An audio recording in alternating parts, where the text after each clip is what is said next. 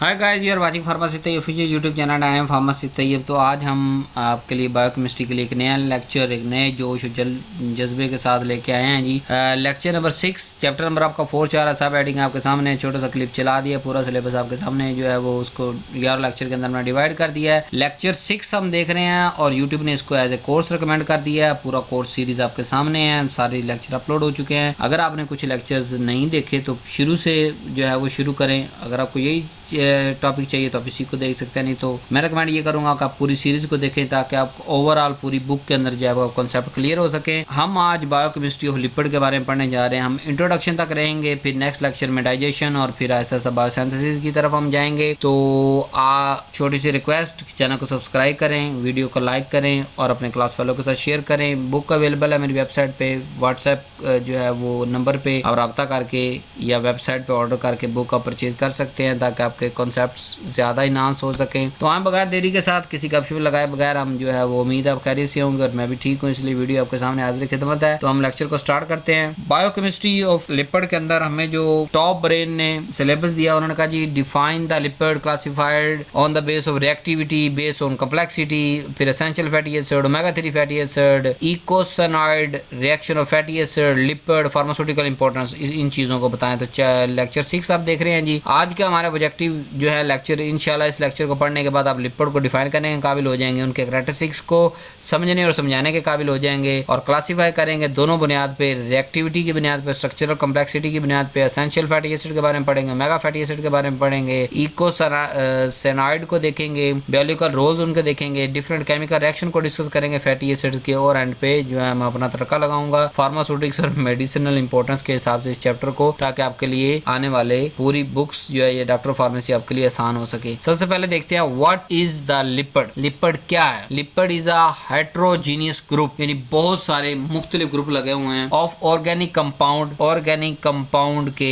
They are इनसोलुबल in water, के ये water के अंदर इनसोलुबल हैं, but soluble in organic solvent like ether, chloroform and benzene, is called lipid. In lipid ऐसी class है कंपाउंड की जिसके अंदर हेट्रोजीनियस ग्रुप आपको मिलेंगे ऑर्गेनिक कंपाउंड के। वाटर के अंदर ये सोलुबल नहीं है, यानी it is hydrophobic in nature. हाँ, क्योंकि ये ऑर्गेनिक है तो organic solvent ether, chloroform, benzene के अंदर ये सोलुबल होता है। और थोड़ी सी अगर मिसाल देना चाहूँ तो जैसे fat, oil, wax, steroid, phospholipid, glycolipid, these are the types of the lipid. और अगर थोड़ा सा और एक्सप्लेन करना चाहूँ, lipid are the organic biomolecules, कि ये ऐसे ऑर्गेनिक बायोमॉलिक्यूल्स हैं जिनके अंदर कार्बन, हाइड्रोजन, ऑक्सीजन और कुछ टाइम किसी के अंदर फॉस्फोरस, किसी के अंदर नाइट्रोजन, किसी के अंदर सल्फर, या इनमें से तीनों में से कोई एक, दो या तीनों के तीनों ग्रुप्स मौजूद होते हैं। और ये हाइड्रोफोबिक होते हैं, यानी वाटर हेटिंग होते हैं इन नेचर, के पानी के अंदर डिजोल्व नहीं हो सकते, एम्फीफिटिक इन नेचर। तो ऐसा जो ग्रुप है ऑर्गेनिक बायोमॉलिक्यूल का जिसके अंदर कार्बन, हाइड्रोजन, ऑक्सीजन हो, फॉस्फोरस, नाइट्रोजन और सल्फर मौजूद हो, और वो वाटर के अंदर जो है ना वो ना करे, अपने आप को हाल पजीर ना करे, ऐसे बायोमॉलिक्यूल्स को हम कहेंगे लिपिड। जनरल प्रॉपर्टीज थोड़ी सी डिस्कस कर ली, दोबारा और कर लेते हैं कि वाटर के अंदर सोलुबल नहीं है। एनर्जी, जब इतने हाइड्रोजीनियस ग्रुप लगे हुए हैं तो हाई एनर्जी कंटेंट है। फिर ये ऑयली और ग्रीसी इन नेचर होते हैं, यानी कि ऑयली टाइप होते हैं, और एडिपोज टिश्यू के अंदर ये स्टोर हो रहे होते हैं, और फैटी एसिड बनाते हैं। जब भी बहुत सारे जो है वो लिपिड टूटेंगे, फैटी एसिड बनाएंगे। इसका मतलब क्या है? एक इन्फॉर्मेशन ये भी मिल गई कि लिपिड किससे बने हुए? फैटी एसिड से बने हुए हैं। और लिपिड प्रोवाइड क्या करते हैं? 9 किलो कैलोरी पर ग्राम, यानी 1 ग्राम के हिसाब से 9 किलो कैलोरी, यानी दूसरे कार्बोहाइड्रेट, प्रोटीन, दूसरी चीजों की निस्बत, बायोमॉलिक्यूल की निस्बत लिपिड के अंदर हाईएस्ट जो है वो एनर्जी मौजूद होती है। 1 ग्राम के अंदर 9 किलो कैलोरी एनर्जी स्टोर होती है जो हमें मिलती है। और अगर बायोलॉजिकल पॉइंट ऑफ व्यू से देखें तो लिपिड हमारे लिए अब इतनी ज्यादा एनर्जी है तो एनर्जी स्टोर हो रही होती है इसके अंदर। डिफरेंट स्ट्रक्चरल फंक्शन ये परफॉर्म कर रहा होता है। हार्मोन प्रोडक्शन के तौर पे लिपिड ऐसे काम आ रहा होता है, सेल सिग्नलिंग के तौर पे काम आ रहा होता है, और पूरी बॉडी को जो थर्मल इंसुलेशन मिलती है, यानी कि हमारी हीट ना बाहर से अंदर ना अंदर से बाहर जो है वो जा रही होती है। सर्दी और गर्मी दोनों इन्वायरमेंट को मेंटेन करने के लिए जो है थर्मल इंसुलेशन के तौर पे पूरी बॉडी के अंदर lipid as a thermo insulator काम करता है। क्लासिफिकेशन की बात करें तो वैसे तो काफी तरह की क्लासिफिकेशन है, लेकिन हमने जो है वो 2 तरह की पढ़नी है। एक रिएक्टिविटी की बुनियाद पे जो हाइड्रोलाइसिस की बुनियाद पे, दूसरी कम्प्लेक्सिटी की बुनियाद पे, लेकिन जो है वो बुक के अंदर मैंने इससे ज़्यादा किस्म जो है वो टाइप्स बताई हैं। हम इसी पे रहते हैं जी। रिएक्टिविटी की बुनियाद पे है जी, दो तरह के होते हैं, स्पोनिफाइबल लिपिड, नॉन स्पोनिफाई। स्पोनिफाई का मतलब जो हाइड्रोलाइज हो जाए, और उसके अंदर क्या होगा, एक तो हाइड्रोलाइज हो जाएंगे, प्लस हाइड्रोलाइज मतलब वाटर की मौजूदगी के अंदर ब्रेकडाउन हो जाएंगे, प्लस उसके अंदर एस्टर बाउंड मौजूद होगा। एग्जांपल इसकी जैसे fat, oil, phospholipid, glycolipid. Non saponify जो हाइड्रोलाइज ना हो, यानी पानी की मौजूदगी में टूटे नहीं और ना ही इनके अंदर कोई एस्टर बाउंड मौजूद हो, इनको कहेंगे नॉन स्पोनिफाई। एग्जांपल हैं जैसे स्टीरॉयड, कोलेस्ट्रॉल इसकी मिसाल है, fat soluble vitamin A, D, E K, prostaglandin, ये सारी नॉन स्पोनिफाइबल लिपिड की एग्जांपल हैं कि ना पानी की मौजूदगी में टूटते हैं और ना ही इसके अंदर एस्टर बाउंड होता है। बट ये जरूरी होते हैं जो नॉन स्पोनिफाइड लिपिड हैं हमारे पास हार्मोन सिंथेसिस और सेल सिग्नलिंग के लिए बहुत ज्यादा इंपॉर्टेंट होते हैं जी। अगर क्लासिफिकेशन स्ट्रक्चर की बुनियाद पे देखें तो सिंपल लिपिड है, कंपाउंड लिपिड है, ड्राइव लिपिड है, जो है वो 9-10 से पढ़ते आ रहे हैं। सिंपल लिपिड का मतलब कि फैटी एसिड है प्लस अल्कोहल लगा हुआ साथ में, जैसे मिसाल के फैट की मिसाल है ट्राइग्लिसराइड है, ऑयल की मिसाल है, वैक्स की मिसाल है, ये सारे सिंपल लिपिड है। कम्प्लेक्स या कंपाउंड लिपिड का मतलब ये कि फैटी एसिड भी है, अल्कोहल भी है और कोई एडिशनल ग्रुप भी लगा हुआ है, जैसे फॉस्फोरस लगा तो फॉस्फोलिपिड हो गया, ग्लाइको लगा तो ग्लाइकोलिपिड हो गया, जो है कोई प्रोटीन अटैच है तो लिपोप्रोटीन हो गया। तो ये सेल मेम्ब्रेन के मेजर कंपोनेंट, यानी सेल मेम्ब्रेन किस लिपिड से बनी हुई है, कम्प्लेक्स या कंपाउंड लिपिड की बनी हुई है जी। ड्राइव लिपिड की अगर बात करें तो ये formed from the hydrolysis, simple और कंपाउंड टूट के जो चीजें बनाते हैं उनको कहते हैं ड्राइव, यानी कहीं से आ रहे हैं नहीं कहीं से आ रहे हैं, इनको कहते हैं ड्राइव। जैसे कि फैटी एसिड, यानी सिंपल के अंदर फैटी एसिड प्लस अल्कोहल है, जब फैटी एसिड और अल्कोहल टूट के अलग अलग हो जाएंगे तो जो सिर्फ फैटी एसिड है उसको हम ड्राइव लिपिड कह देंगे। इस तरह ग्लिसरॉल है, ठीक है, स्टीरॉयड है, इकोसेनॉइड है, ये सारे के सारे ड्राइव लिपिड है, यानी कि ये सिंपल या कंपाउंड की जब वाटर की मौजूदगी में ब्रेकडाउन होती है तो ये जो है ड्राइव हमारे सामने बन के आते हैं जी। अब हम फैटी एसिड को देख लेते हैं। What is the fatty acid? Long chain है जी कार्बोक्सिलिक एसिड की,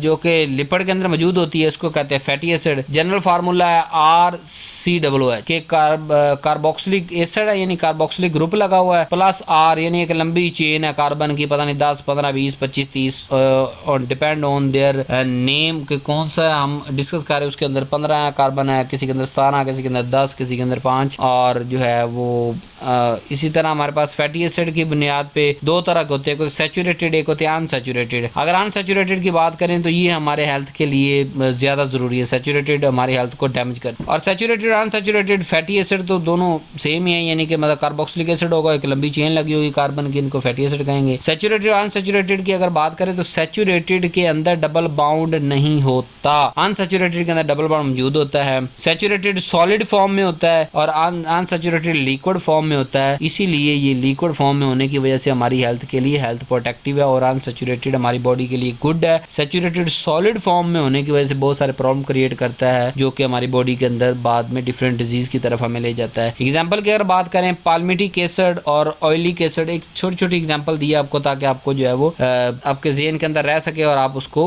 फौरन से बता सकें। एक एक एग्जाम्पल तो लाजमी आपको आनी चाहिए। अब फैटी एसिड की जैसे हमने तारीफ पढ़ी कि fatty acid long chain carboxylic acid है। अब असेंशियल इसमें से कौन से हैं? असेंशियल हमने बॉडी की बुनियाद पे असेंशियल फैटी एसिड कहे हैं कि ऐसे जो बॉडी प्रोड्यूस नहीं कर सकती, यानी बाहर से खाना जरूरी है, तो जब बाहर से खाना या इनटेक करना जरूरी, उनका नाम हमने रख दिया असेंशियल, कि ये बॉडी के अंदर कोई नहीं बनने, बॉडी में जरूरत है इनकी लेकिन बॉडी खुद इन्हें बना नहीं सकती, तो ये असेंशियल जो है वो फैटी एसिड कहलाते हैं। ऐसे फैटी एसिड जो can not be synthesised by human body but हमें डाइट के जरिए लेने पड़ते हैं, जैसे चंद मिसालें हमारे पास हैं। लिनोलिक एसिड है, अल्फा लिनोलिक एसिड है, अरेकिडोनिक एसिड है, ठीक है। और जो है वो अगर फंक्शन की बात करें कि एसेंशियल क्यों, जैसे आपके ज़हन में आएगा जी कहाँ कहाँ ज़रूरी है जी, अगर हमारा बॉडी नहीं बना सकती तो हम बाहर से इनको क्यों लें, तो इसका अगर आप फंक्शन पढ़ेंगे तो उम्मीद है आपको समझ आ जाएगी। फंक्शन की अगर हम बात करें तो इसके अंदर सबसे पहले कि ये सेल मेम्ब्रेन की इंटीग्रिटी के लिए ज़रूरी है, यानी सेल मेम्ब्रेन इनसे बनी होती है और सेल मेम्ब्रेन जो है इंटैक्ट रहती है इनकी वजह से। फिर नंबर 2, हमारी जो ग्रोथ और डेवलपमेंट हो रही होती है वो भी इन पे डिपेंड करती है। फिर जो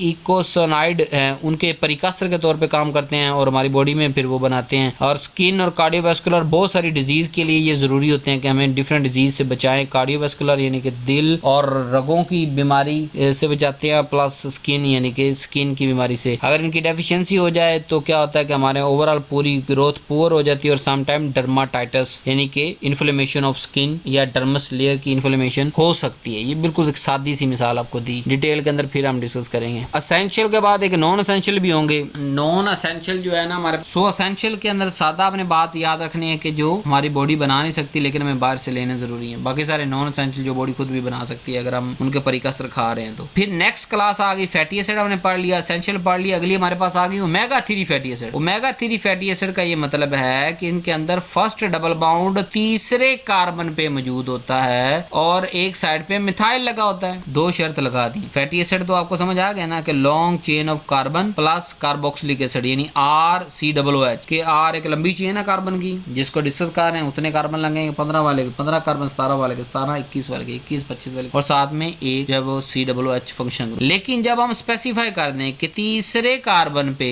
फंक्शनल ग्रुप की तरफ से हम करेंगे ना, जहाँ COOH लगा वो 1 कार्बन है, आगे वाला 2, आगे वाला तीसरा, जो तीसरा है उस पे डबल बाउंड भी हो और एंड पे जब दूसरी तरफ खत्म हो रहा है तो CH3 मौजूद हो, ऐसे फैटी एसिड को हम ओमेगा 3 फैटी एसिड कह देते हैं। एग्जांपल हमारे पास है EPA DHA। EPA के कहते हैं इकोसापेंटानोइक एसिड और DHA होता है डोकोसा हेक्सानोइक एसिड। सोर्स अगर इनकी बात करें कि ओमेगा 3 कहाँ से आते हैं, सबसे पहले हमारे ज़हन में फिश ऑयल आएगा। आपने अक्सर सुना होगा कि फिश ऑयल के कैप्सूल बहुत ज़्यादा इस्तेमाल होते हैं सर्दियों के अंदर। तो हाँ, फिश ऑयल के अंदर जो है वो इसका सोर्स है ओमेगा 3 फैटी एसिड का। प्लस अलसी के जो सीड है उनके अंदर बहुत अच्छे ओमेगा 3 फैटी एसिड होते हैं। अगर आपको ओमेगा 3 फैल तो अलसी के जो है सीड उनको इस्तेमाल करें। फिर वॉलनट के अंदर, फिर चिया सीड के अंदर बहुत ज्यादा मौजूद होते हैं। तो अगर देखें अगर आपको डेफिशिएंसी हो रही है ओमेगा 3 फैटी एसिड की या कोई ऐसी बीमारी हो गई जिसमें ओमेगा 3 फैटी एसिड लेना बहुत ज्यादा जरूरी है, या हमारी जो बीमारी की सिम्टम्स है वो ओमेगा 3 फैटी एसिड लेने से कम हो रही है, तो आप इनमें से कोई भी अपनी डाइट के अंदर शामिल कर सकते हैं। अगर चिया सीड लेने हैं या अलसी के सीड लेने हैं तो क्या होगा, इनको जो है 1 चम्मच आप रात में पानी में भिगो के रख दें, सुबह जो है उस पानी को निहार मुंह पी लें, सारे जो है वो ओमेगा फैटी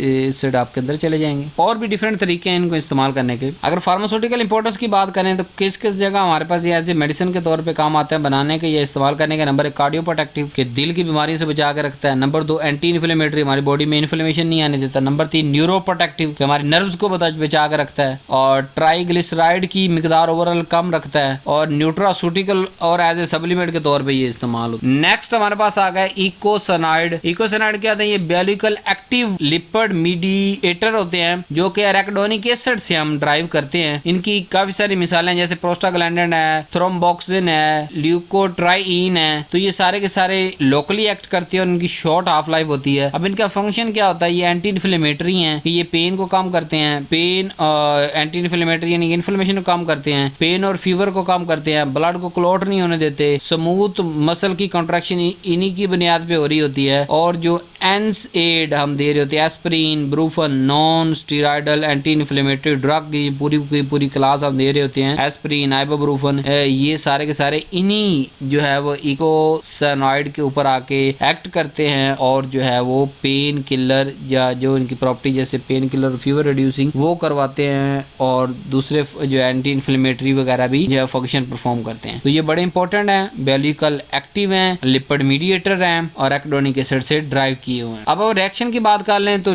4 मेन रिएक्शन है जी, हाइड्रोलाइसिस, स्पोनिफिकेशन, ऑक्सीडेटिव और हाइड्रोजिनेशन। हाइड्रोलाइसिस मतलब पानी की मौजूदगी में टूटना, हाँ फैटी एसिड टूटेगा, ट्राइग्लिसराइड बनेगा और जो है वो ट्राइग्लिसराइड टूटेगा, वो फैटी एसिड और ग्लिसरॉल के अंदर कन्वर्ट हो जाएगा। और जैसे कि आमतौर पर डाइजेशन के अंदर हमारे पास हो रहा होता है, हमारी डाइजेशन जब हम लिपिड खाते हैं तो। अगर स्पोनिफिकेशन की बात करें तो ये क्या मतलब कि जो अल्कलाइन हाइड्रोलाइसिस तो फैट की अल्कलाइन के मौजूदगी के अंदर वाटर के अंदर टूटने के प्रोसेस को हम कहते हैं स्पोनिफिकेशन। इससे क्या होता है कि सॉप बनता है और ग्लिसरॉल बनता है। क्योंकि ये सॉप फॉर्मेशन करवा रहा है इसलिए हमने इस जो अल्कलाइन की मौजूदगी के अंदर फैट के वाटर में टूटने के अमल को के नतीजे में सॉप बन रहा है इसलिए हम इसे कहते हैं स्पोनिफिकेशन, ठीक है। प्लस ग्लिसरॉल भी मिलता है हमें। ऑक्सीडेटिव की बात करें तो अनसैचुरेटेड फैटी एसिड वो ऑक्सीडेशन करते हैं जी और रेंसिडिटी यानी कि खराब हो जाते हैं, स्मेल आना शुरू हो जाती है। तो ऑक्सीडेशन से हमें हमें इनको बचाना है, बचा के रखना। पढ़ क्यों रहे? ताकि हमें पता होगा कि अच्छा यार जो फैटी एसिड ये लिपिड है या अनसैचुरेटेड फैटी एसिड है, ये तो ऑक्सीडेशन हो जाती है इनकी और स्मेल आना शुरू हो जाती है। जब स्मेल आ रही है किसी फार्मूलेशन में से, हम समझ जाएंगे कि अच्छा इसके अंदर लिपिड आपने रखा था और लिपिड अब खराब हो चुका है, काबिल इस्तेमाल नहीं रहा, और ऑक्सीडेशन से बचा के भी रखेंगे हम उसको। फिर जो है वो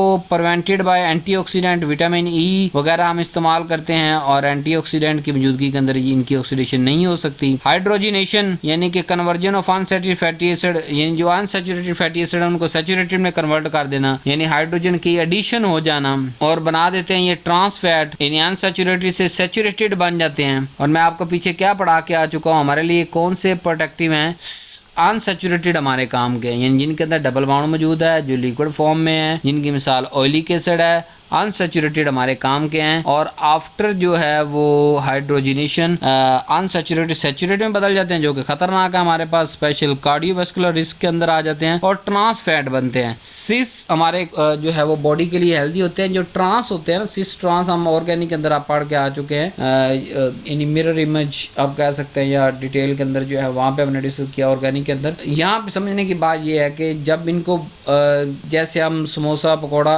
वो बहुत ज़्यादा हीट पे या एक ही ऑयल बार बार इस्तेमाल कर रहे होते हैं, तो वो फैटी एसिड से बना हुआ ना, उसके अंदर जो फैटी एसिड है अनसैचुरेटेड वो सैचुरेटेड में कन्वर्ट होना शुरू होते हैं, यानी कि ट्रांस फैट उनके अंदर बनना शुरू होता है। इसीलिए हम बाहर वाली मार्केट की जो है आपको वो समोसा पकौड़ा खाने से मना करते हैं कि उतना नुकसान, हाँ बेशक नुकसान करता है, अंदर वाले मसाले के अंदर भी जो है वो चाहे आलू का चाहे चिकन का, उसके अंदर भी कुछ ना कुछ जो मसाला जात डाले गए हैं वो उतने प्रोफेशनल उतने जो है ऑथेंटिक नहीं होते, लेकिन उससे ज़्यादा खतरनाक जिस ऑयल के अंदर वो फ्राई हो रहा है और वो अगर दो तीन चार दफ़ा से ज़्यादा दफ़ा इस्तेमाल हो रहा है, कुछ लोग महीने तक इस्तेमाल करते हैं, तो उससे क्या होता है कि वो ट्रांस में कन्वर्ट होता है। वो ट्रांस जब हमारे अंदर जाते हैं तो कार्डियोवास्कुलर डिफरेंट डिजीज़ करवाना शुरू कर देते हैं, रिस्क जो है वो बनता है कार्डियोवास्कुलर डिजीज़ का। इसलिए हम बाजार की तली हुई सारी चीज़ों से मना करते हैं। क्योंकि उनके अंदर ट्रांस फैट मौजूद होते हैं जो कि हमें दिल के बीमारियों का मरीज बना दे। तो ये थे हमारे पास रिएक्शन, जिनको याद रखना बड़ा ज़रूरी है ताकि इनकी प्रोटेक्शन, इनकी स्टोरेज और यूजेस को हम समझ सकें लिपिड की। अब फार्मास्यूटिकल इंपॉर्टेंस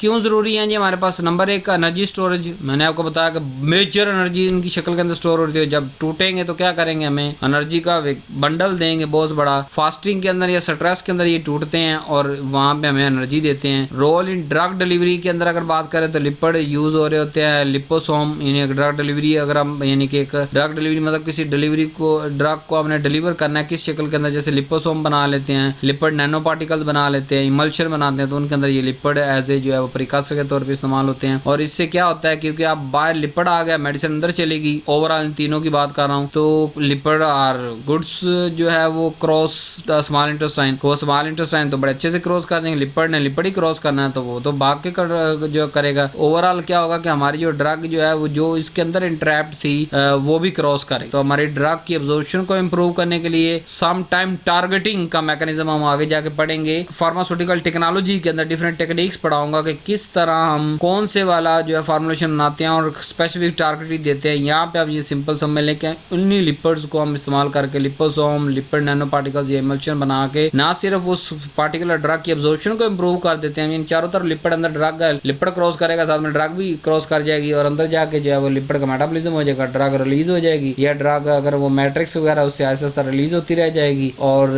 इस तरह जो है हमारे पास एब्जॉर्प्शन अच्छी हो जाएगी, प्लस टारगेटिंग में भी हमारे पास ये बड़ा अच्छा काम आएगी। और हार्मोन सिंथेसिस के अंदर बहुत ज़्यादा यूज़ होती है, जैसे स्टीरॉयड हार्मोन कोलेस्ट्रॉल से बनते हैं। तो कोलेस्ट्रॉल जब आप जो है वो खाएंगे नहीं तो कहाँ से स्टीरॉयड हार्मोन बनेंगे।